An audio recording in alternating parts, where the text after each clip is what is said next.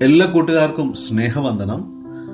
പ്രിയ കൂട്ടുകാരെ, മറ്റൊരു അവധിക്കാലം കൂടി കഴിയുകയാണ്. നിങ്ങളുടെ വേനലവധി ആഘോഷകരമായിരുന്നുവോ? വിശ്രമം, ഉല്ലാസം, കുടുംബസമേതം ചിലവഴിച്ച സമയങ്ങൾ, ഇനി ഈ ഓർമ്മകളിൽ പുതിയ അധ്യയന വർഷത്തിലേക്ക് നാം പ്രവേശിക്കുകയാണ്. പുതിയ പുസ്തകങ്ങൾ, പുതിയ സുഹൃത്ത് ബന്ധങ്ങൾ, പുതിയ സ്വപ്നങ്ങൾ എല്ലാം നിങ്ങളെ കാത്തിരിക്കുകയാണ്. പുതിയ കാര്യങ്ങൾ പഠിക്കുവാനും, അറിവ് നേടുവാനും, ലക്ഷ്യങ്ങൾ പുനഃസ്ഥാപിക്കുവാനും, നേരത്തെ ഉണ്ടായിരുന്ന പിഴവുകളെ തിരുത്തി മുന്നേറുവാനും ഉള്ള മറ്റൊരു അവസരമാണ് നിങ്ങൾക്ക് ലഭിക്കുന്നത്. സന്തോഷത്തോടും ഉത്സാഹത്തോടും ആത്മവിശ്വാസത്തോടും പ്രാർത്ഥനകളോടും കൂടെ നമുക്ക് ഈ അധ്യയന വർഷത്തിലേക്ക് കടക്കാം. ഓരോ അധ്യയന വർഷവും നമുക്ക് മുന്നിൽ ഏറെ അവസരങ്ങൾ കാഴ്ചവെക്കുന്നു. കുറെ സ്വപ്നങ്ങളും ആശയങ്ങളും പദ്ധതികളും കോർത്തിണക്കിക്കൊണ്ട് ആ വിദ്യാലയ മുറ്റത്തേക്ക് പ്രതീക്ഷകളോടെ നമുക്ക് കടന്നു പോകാം. ഓരോ വിദ്യാർത്ഥിയും വിദ്യാലയത്തിലേക്ക് പ്രവേശിക്കുമ്പോൾ അവരെ ഉറ്റുനോക്കുന്ന, ഏറെ പ്രതീക്ഷകളോടുകൂടി അവരെ കാത്തിരിക്കുന്ന മാതാപിതാക്കൾ, അധ്യാപകർ, ഒരു സമൂഹം അവർക്ക് ചുറ്റുമുണ്ട്. ഈ പ്രതീക്ഷകൾക്കൊത്തു വളരുവാൻ നാം സന്നദ്ധരായിരിക്കണം. പഠനം എന്നത് ഒരു ചെടി നട്ടുപിടിപ്പിക്കുന്നത് പോലെയാണ്. എത്രത്തോളം നിങ്ങൾ അതിനെ പരിപാലിക്കുന്നുവോ അത്രത്തോളം അത് വളർന്നുകൊണ്ടിരിക്കും. അതുപോലെ തന്നെ നിങ്ങൾ എത്രത്തോളം ഉത്സാഹമുള്ളവരായി പഠിക്കുന്നുവോ അത്രത്തോളം നാം വളർന്നുകൊണ്ടിരിക്കുന്നു. വിദ്യാലയം എന്നത് പുസ്തകങ്ങൾ മാത്രമുള്ള ഒരു സ്ഥലമല്ല. കലാ കായിക രംഗത്ത് ശോഭിക്കുവാനും അച്ചടക്കം വളർത്തിയെടുക്കുവാനും വ്യക്തിത്വ വികസനത്തിനുള്ള ഒരു ആലയമാണ്. ഈ പഠനകാലം പ്രയോജനകരമാക്കുവാൻ ചില കാര്യങ്ങൾ പറഞ്ഞുകൊള്ളട്ടെ. തുടക്കം മനോഹരമാക്കുക. ഏറ്റവും ഭംഗിയായ തുടക്കങ്ങൾ ഭംഗിയായ അവസാനങ്ങൾക്ക് വഴിയൊരുക്കുന്നു. അതുകൊണ്ട് തന്നെ അധ്യയന വർഷത്തിന്റെ തുടക്കം മുതൽ ചിട്ടയായ ശീലങ്ങൾ വളർത്തിയെടുക്കുവാൻ ശ്രമിക്കുക. സ്കൂളിലേക്ക് തിരികെ പോകുന്ന ഈ സമയത്ത് നമ്മെ പഠനത്തിലേക്ക് കൃത്യമായി നയിക്കുന്ന ഒന്നാണ് ദിനചര്യ. ഒരു നല്ല ദിനചര്യ ആരംഭിക്കുന്നത് നാം ഉണരുന്ന സമയം മുതലാണ്. ഓരോ ദിവസവും ഒരേ സമയം ഉറങ്ങുവാനും ഉണരുവാനും ശ്രമിക്കുക.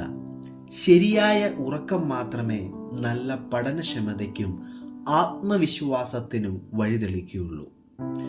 ഉണർന്ന ശേഷം എന്ത് ചെയ്യണം, എത്ര സമയം ചെയ്യണം, ഇടവേളകൾ എങ്ങനെ ആസൂത്രണം ചെയ്യണം എന്നൊക്കെ കുറിച്ചുള്ള ഒരു ലിസ്റ്റ് തയ്യാറാക്കുക.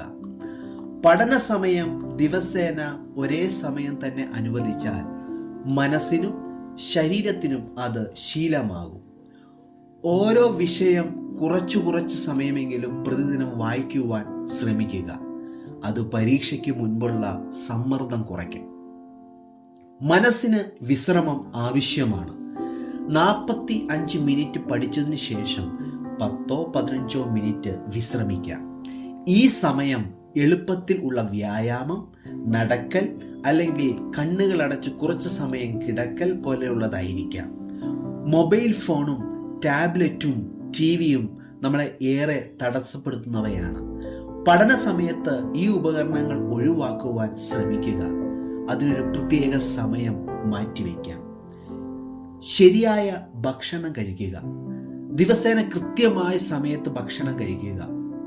ഒപ്പം വെള്ളം കൂടുതലായി കുടിക്കുക. നല്ല ആരോഗ്യമില്ലാതെ ഒരു പഠനം സാധ്യമല്ല. ദിവസത്തിന്റെ അവസാനം 5 മിനിറ്റ് സമയമെടുത്ത് അതേ ദിവസം എങ്ങനെ കഴിഞ്ഞു എന്നതിനെ കുറിച്ച് ചിന്തിക്കുക. എന്താണ് ദിവസം നേടിയതെന്ന് നോക്കുക. എന്താണ് പിഴച്ചതെന്ന് തിരിച്ചറിയുക. വലിയ വിജയങ്ങൾ എപ്പോഴും ചെറിയ ലക്ഷ്യങ്ങളിലൂടെയാണ് തുടങ്ങുന്നത്. ദിവസേന ഒരു ചെറിയ ടെസ്റ്റിനായി തയ്യാറാകുക. ഒരു പാഠം കൂടുതൽ വായിക്കുക. ഒരു പുതിയ പുസ്തകം വായിക്കുക. അധ്യാപകരോട് ഒരു സംശയം ചോദിക്കുക. ഇതെല്ലാം ചെറിയതാണ്, പക്ഷേ വലിയ മാറ്റത്തിന് ഇത് തുടക്കമാകാം. ഓരോ ദിവസവും ഒരു ചെറിയ വിജയമെങ്കിലും ഉണ്ടാക്കുക. അധ്യാപകരും മാതാപിതാക്കളും നമ്മുടെ ആദ്യ ഗുരുക്കന്മാരാണ്. അവർ നമുക്ക് പാഠങ്ങൾ മാത്രമല്ല, ജീവിതം അതിൻ്റെ എല്ലാ അർത്ഥത്തിലും പഠിപ്പിക്കുന്നു. അവരുടെ അറിവിനെയും അനുഭവങ്ങളെയും മാനിക്കുക, ആദരവോടുകൂടെ അവരോട് പെരുമാറുക. ഒരു നല്ല സുഹൃത്ത് എന്നത് ഒരാൾക്ക് ഏറ്റവും വലിയ സമ്മാനമാണ്. സത്യസന്ധതയും കരുണയും നിറഞ്ഞു നിൽക്കുന്ന സുഹൃത്ത്. സുഹൃത്തിന്റെ വിജയത്തിൽ സന്തോഷിക്കുകയും അവന്റെ ദുഃഖത്തിൽ ഒപ്പം നിൽക്കുകയും ചെയ്യുക. മത്സരാത്മകതയെ കൂട്ടുപിരിയലല്ല, മറിച്ച് വളർച്ചയിലേക്കുള്ള കൂട്ടായ ശ്രമമായി കാണുക. ഒരു നല്ല സുഹൃത്തായി ജീവിക്കുക. നാം നേരിടുന്ന എല്ലാ പ്രശ്നങ്ങൾക്കും ഒരു പഠനാവസരമുണ്ട്. പരാജയം സംഭവിച്ചാൽ അത് ആലോചിക്കേണ്ട കാര്യമാക്കണം. നിരാശ വേണ്ട. ഞാൻ ശ്രമിക്കും, ഞാൻ വീണ്ടും ശ്രമിക്കും എന്ന മനോഭാവം നമ്മളെ ശക്തമാക്കുന്നു. പഠിക്കുവാൻ കഴിയുന്നത് ഏറ്റവും വലിയൊരു ഭാഗ്യമാണ്. അറിവ് നേടുവാൻ ലഭിക്കുന്ന ഓരോ അവസരത്തിനും നന്ദിയുള്ളവരായിരിക്കുക. പുസ്തകങ്ങൾ, അധ്യാപകർ, സ്കൂൾ സൗകര്യങ്ങൾ ഇവയൊന്നും ലഭിക്കാത്ത അനേകം കുട്ടികൾ നമുക്ക് ചുറ്റുമുണ്ട്.